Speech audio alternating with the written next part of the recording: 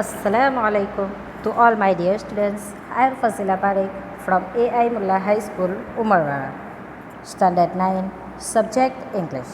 Students, today we learn poem 3, Be the Best.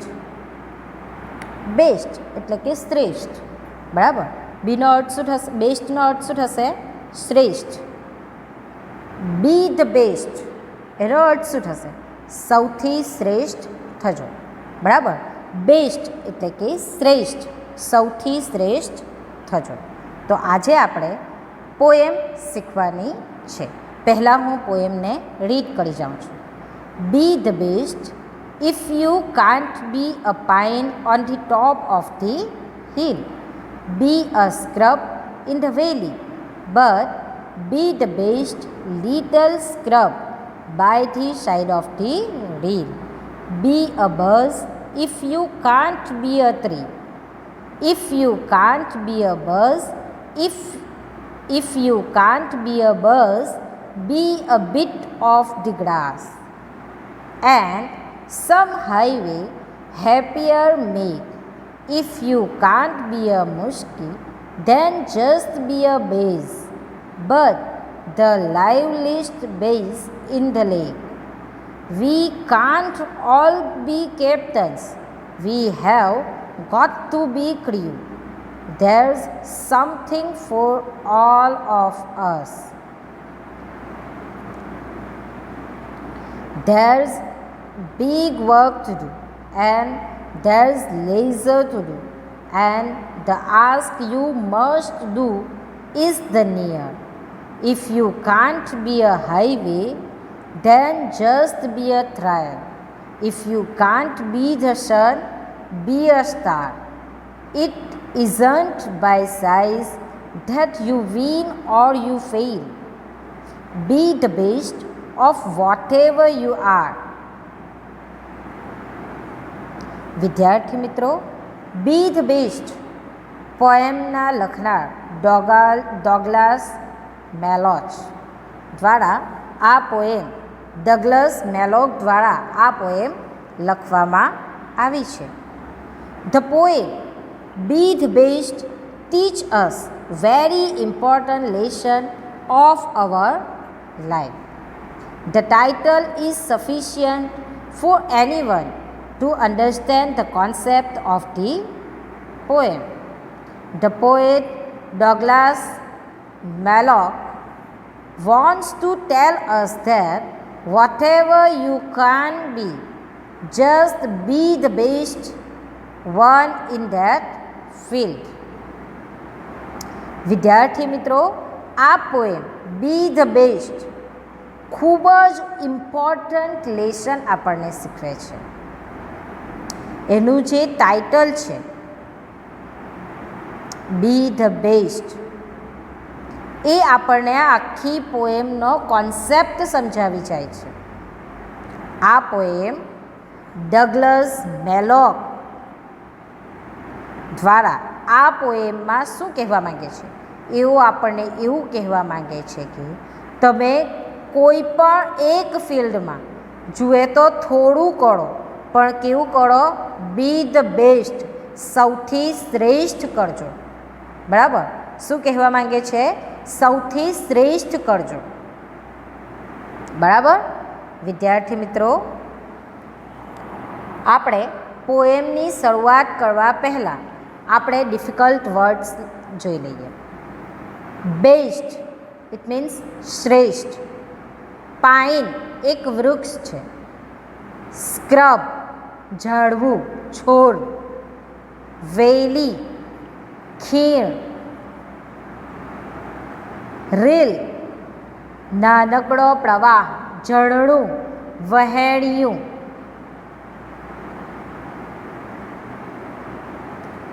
મુશ્કી એક પ્રકારની મોટી માછલી. બાઝ એક પ્રકારની નાની માછલી. લાઇવલી જીવંત, લાઇવલીએસ્ટ જીવંત. ક્ર્યુ વહાણના ખલાસીઓ. ટાસ્ક કામ,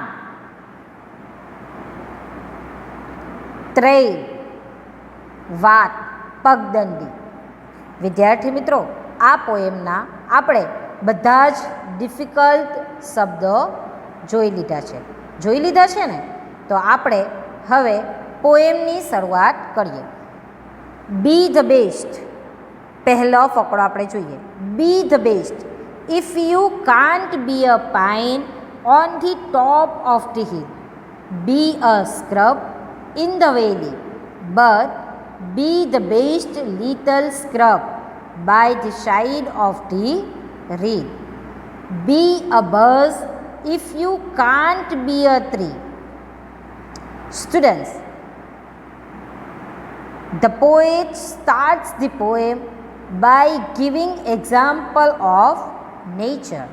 He says, if you are not able to be pine on the top of the hill, then just try to be a scrub.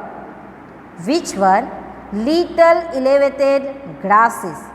But you must be the best scrub by the side of the stream. He gave the example. If you can't be the boss of an office, then just you try to be a worker. But be the best worker of that office. The poet again teaches to be the buzz if we can't be as strong like a tree. If also we can't be a buzz, then a bit of little grass. વિદ્યાર્થી મિત્રો, આ પંક્તિની શરૂઆતમાં જ પોએમમાં, આ પંક્તિની અંદર, આ પોએમમાં કવિએ આપણને નેચરનું example આપતા કહ્યું છે. શું કહ્યું છે? If you can't be a pine on the top of the hill.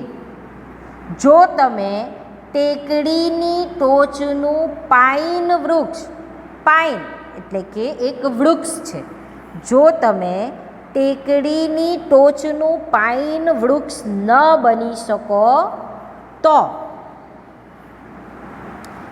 be a scrub in the valley.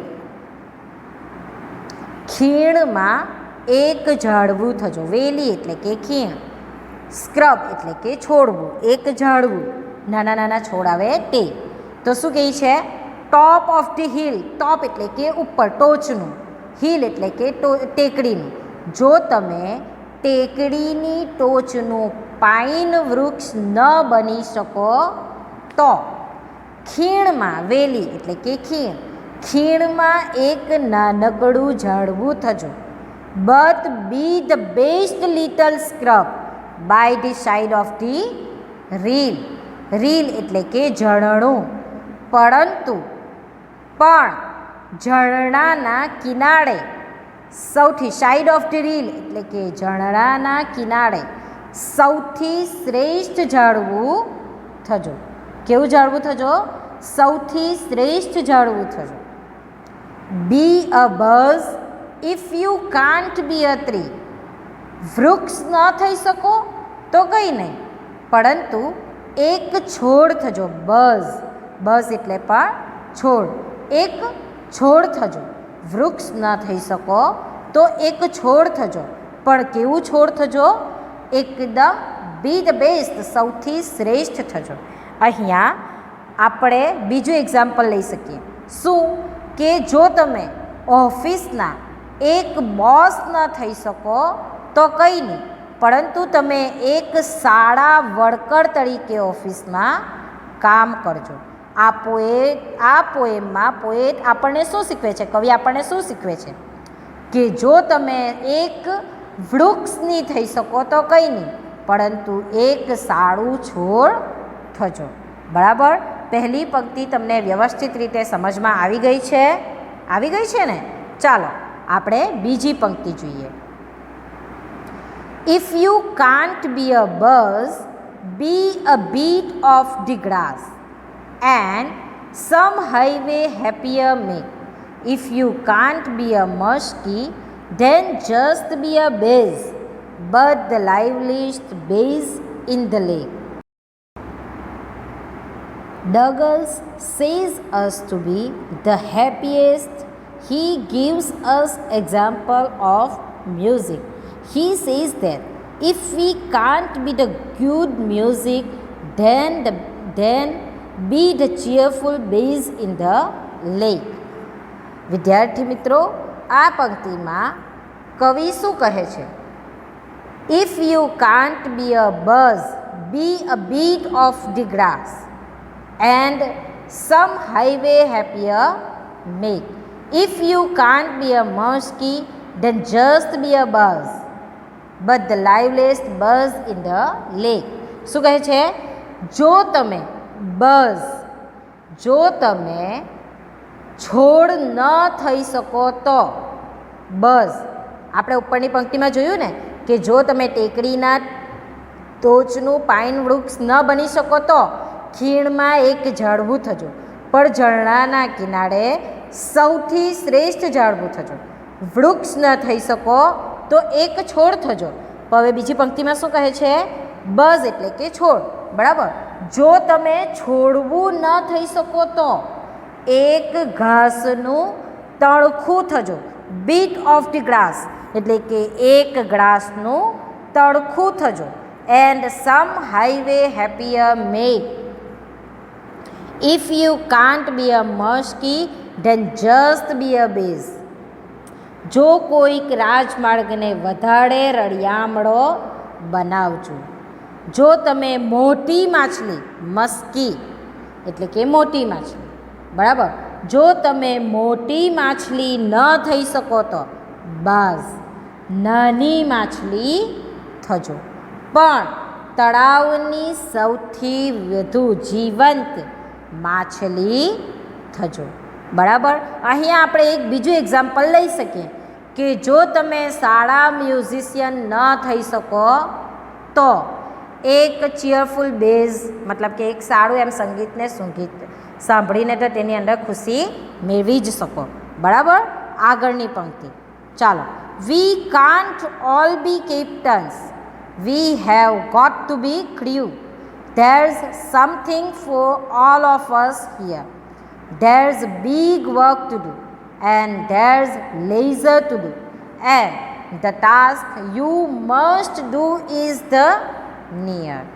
In this poem, poet said that all of us cannot be the captain because the crew field is also waiting for someone. If all are captain by themselves, then everything just would become a mess. There is some work for everyone to do in this world. There is none who has no work.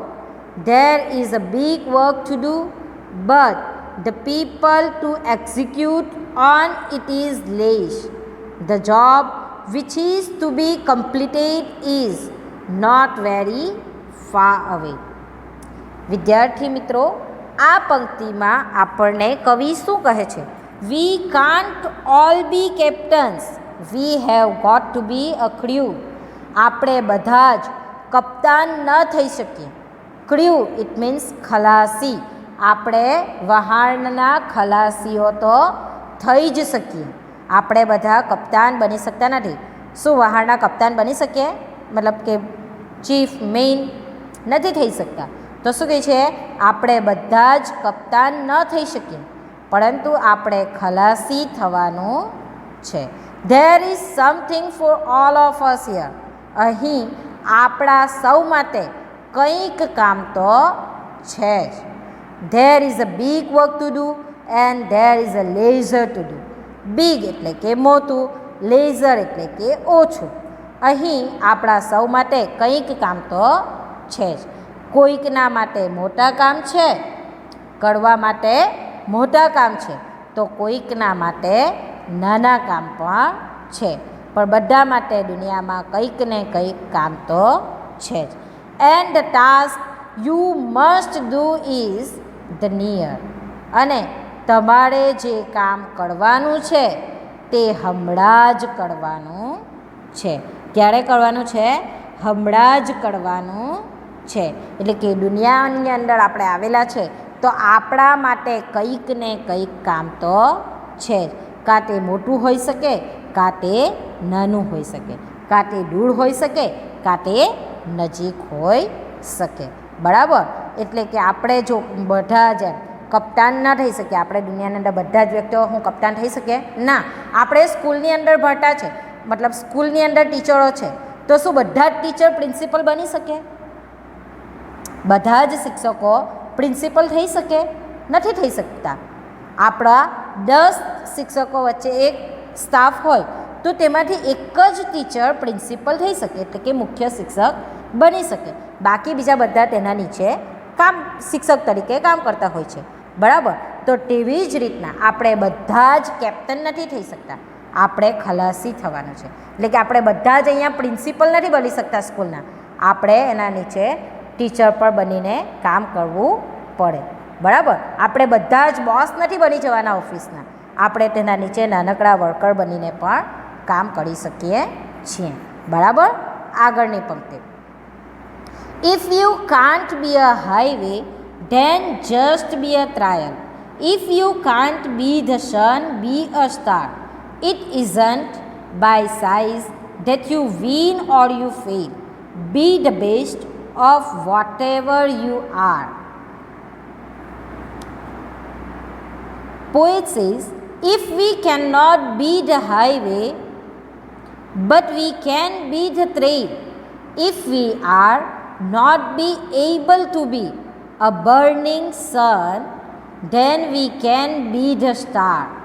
The size doesn't matter of winning and losing. What matter is the best, whatever you are. What say in the last paragraph? Poem says, if you can't be a highway, then just be a trial. Trial means પગદંડી. શું કહે છે? જો તમે રાજમાર્ગ ન થઈ શકો. શું ન થઈ શકો? હાઈવે.